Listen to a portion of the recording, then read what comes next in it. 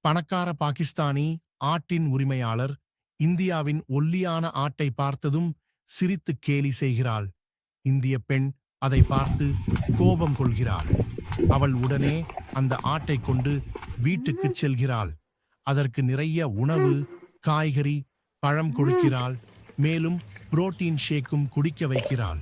ஆடு ஜிம்மில் work out ஆரம்பிக்கிறது.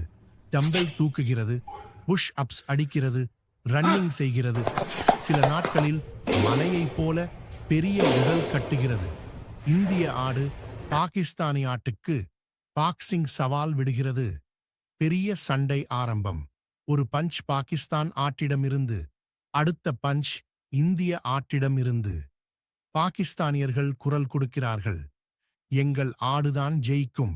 இந்தியர்கள் ஆரவாரம் செய்கிறார்கள், எங்கள் ஆடுதான் சாம்பியன்.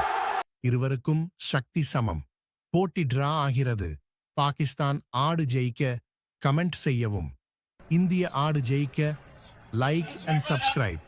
பார்ப்போம் யாருக்கு உண்மையில் சக்தி இருக்கிறது.